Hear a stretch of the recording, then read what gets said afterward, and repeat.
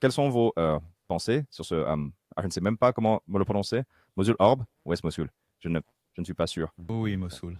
Mossoul, ah, d'accord. Oui, c'est une ville en Irak, près de Bagdad. Oui. Juste au nord de Bagdad. Et ça ressemble à un ballon pour moi. Ça bouge comme un ballon, comme ce que j'ai pu faire. Comme nous avions la photo qui est sortie plus tôt et maintenant nous avons juste la vidéo. La vidéo, elle est donnée à l'écran censuré. Ouais. Et là, la photo a effectivement les informations dessus. Donc, elle a en fait l'emplacement sur la photo dans le coin en bas à droite. C'est en format militaire, mais tu peux le convertir. Tu peux en fait simplement taper cela dans Google Earth et ça te mènera à l'emplacement.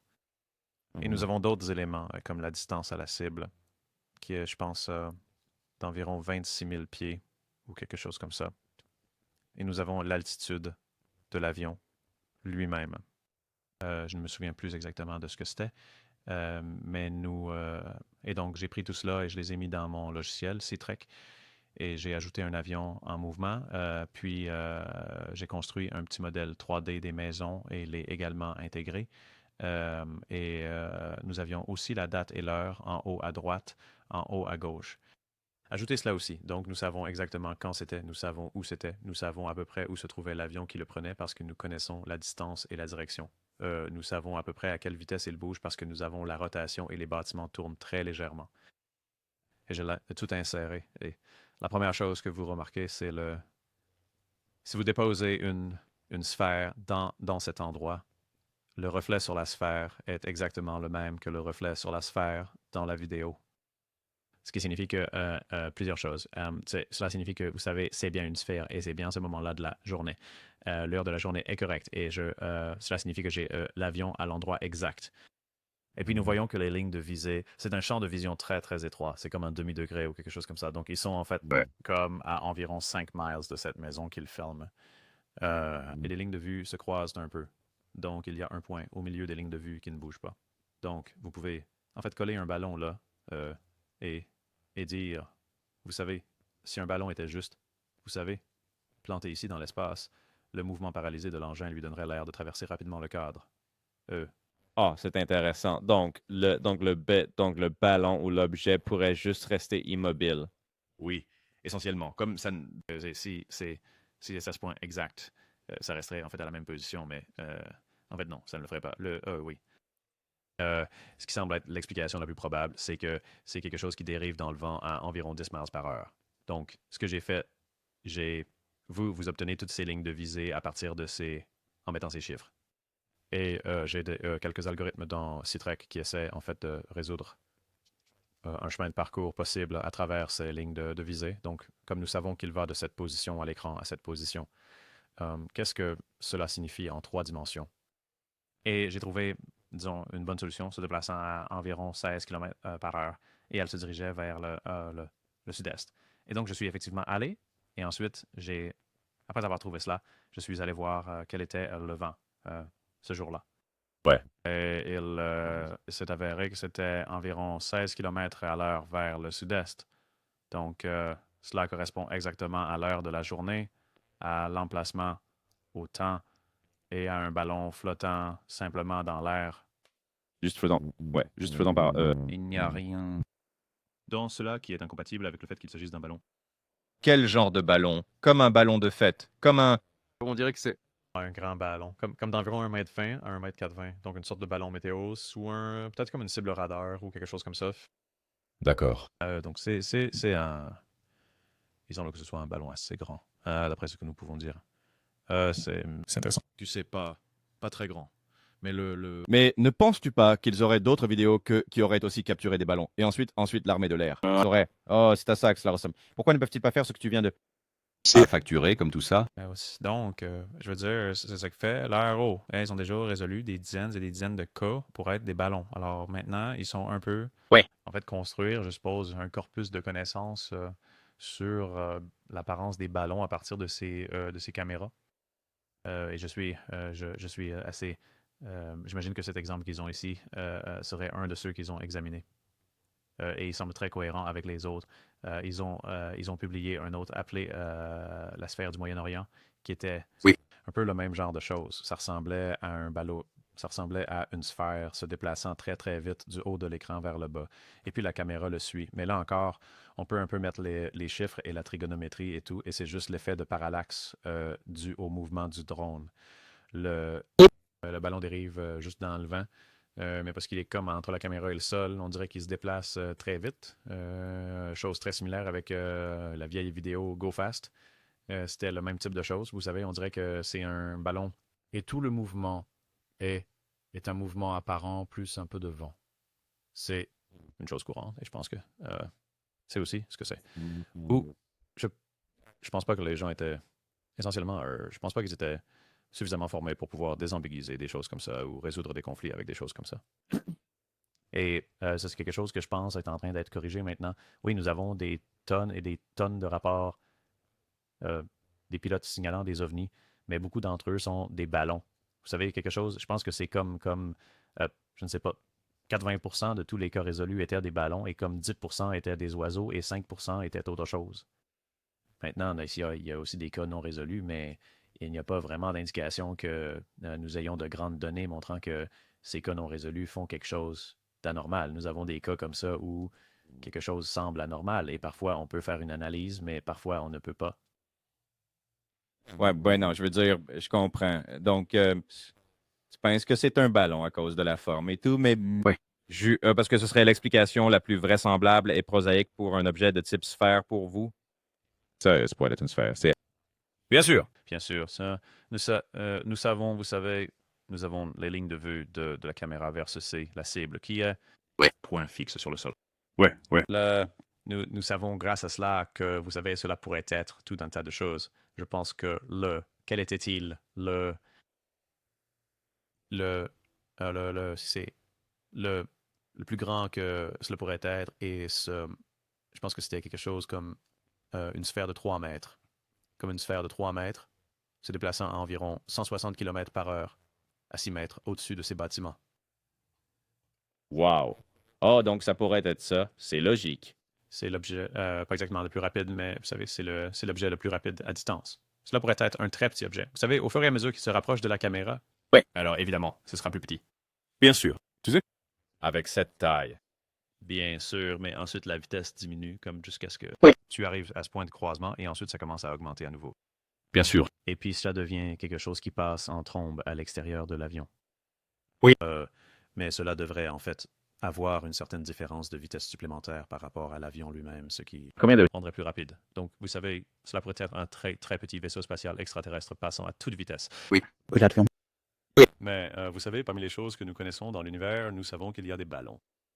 Et donc, cela semble un peu étrange. Vous savez pourquoi y a-t-il un grand ballon argenté flottant au-dessus de Mossoul? Est-ce plus étrange qu'un petit vaisseau spatial extraterrestre volant à un angle étrange au-dessus de Mossoul? Ouais, c'est pas valable. C'est comme, vous savez, nous avons une hypothèse qui correspond aux faits. Bien sûr, bien sûr. L'hypothèse que c'est comme un vaisseau extraterrestre peut correspondre à n'importe quel ensemble de faits. Donc, c'est un peu comme, vous savez, ce n'est pas vraiment... Et il n'y a pas vraiment de... Le rasoir de Cam dit que nous devrions choisir celui où vous n'avez pas à inventer tout un tas de nouvelles choses, comme des extraterrestres, pour l'expliquer. Nous avons des choses dont nous savons qu'elles existent, comme des ballons. Nous savons que cela correspond, vous savez, à la taille d'un comme un ballon météo. Nous savons qu'il va dans la même direction ou qu'il pourrait aller dans la même direction que le vent ce jour-là ou à la même vitesse que le vent ce jour-là. Ouais. Et nous savons que c'est juste un orbe rond sans caractéristiques qui reflète le soleil, donc ça ressemble à un ballon, ça se déplace comme un ballon. Ça pourrait être un vaisseau spatial extraterrestre, mais vous savez, je miserais sur un ballon comme première hypothèse. Ouais. Je veux dire, mais c'est intéressant que cela puisse être un objet de 3 mètres volant à 100 miles à l'heure au-dessus du bâtiment. Ouais. Mais tu penses que quelqu'un aurait remarqué ça quand même? Je veux dire, tu penserais, non? Tu penserais. Je suis d'accord. Je pense que les gens au sol l'auraient remarqué. Je veux dire, peut-être que les agences... Ouais, totalement. Je veux dire, 100 miles par heure, ce n'est pas... Ouais. Aussi vite en termes de pouvoir le voir même. Dans la vitesse et le ciel, ouais. Comme un hélicoptère qui passe. Bien sûr. C'est un bon point. Sauf une sphère géante. Oui, si tu avais comme un de 3 mètres dans l'espace, cela, je pense qu'il y aurait des rapports. Oui. Ah non, c'est un point juste, hein, c'est sûr.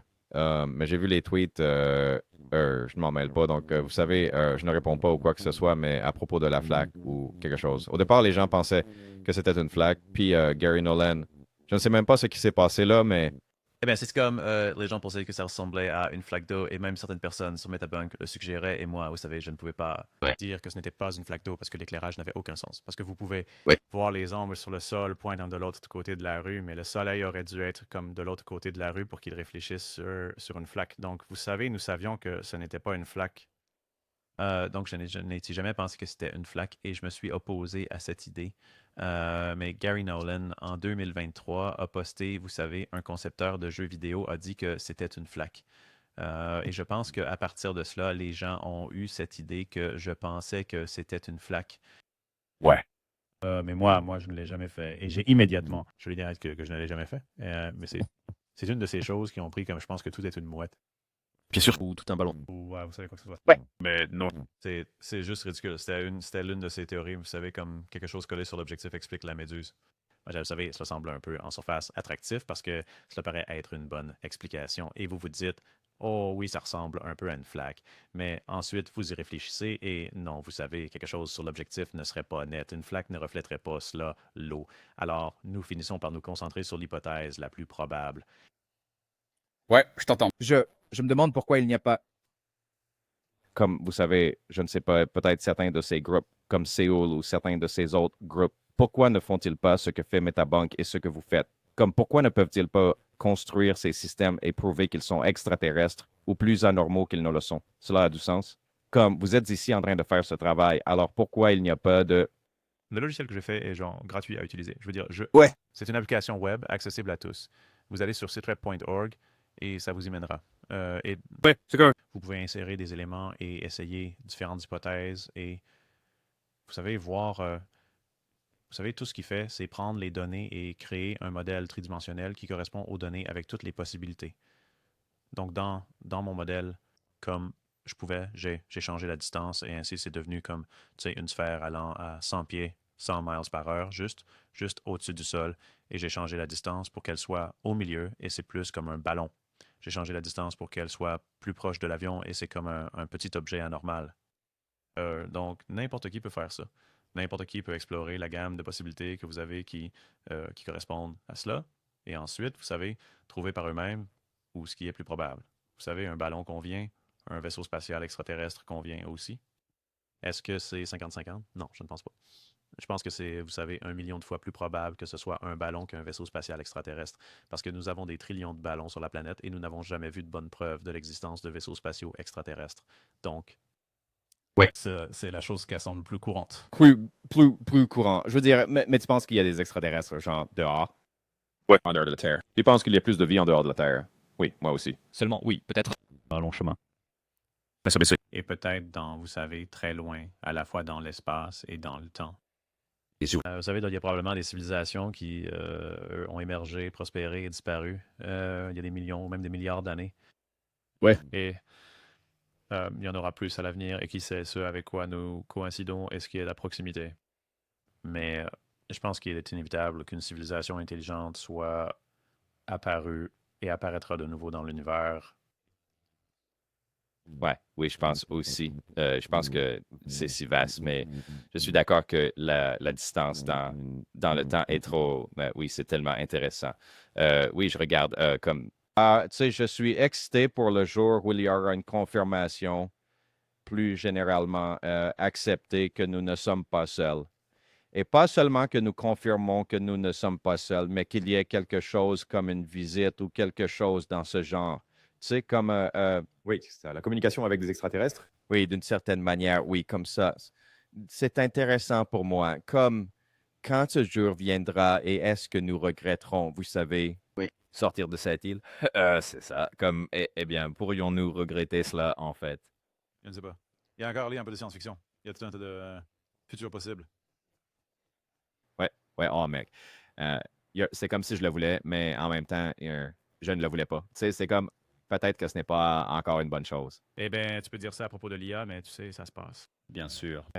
Si une ville intelligente existe dans l'univers, vous savez, je pense que nous allons la découvrir d'une manière ou d'une autre. Ouais. Je veux dire, c'est comme. Je suis content de ne pas avoir vécu à l'époque où les voitures ont été inventées parce que les gens mouraient à tour de bras. Oui, je veux dire, ils n'ont même pas eu de ceinture de sécurité avant un certain temps. C'est comme, mais je veux être là quand la plupart des choses sont réglées. Donc, c'est comme, je souhaite presque avoir grandi dans un monde où nous avions déjà établi le contact. Plusieurs centaines d'années ont passé et toutes les conneries, toutes les guerres ont eu lieu. Plus tard, comme Christophe Colomb rencontrant les Indiens, non? Genre, on est au-delà de ce point. Oui, je pense que nous devons traverser les périodes intéressantes avant d'arriver à... Oui. Les temps d'abondance.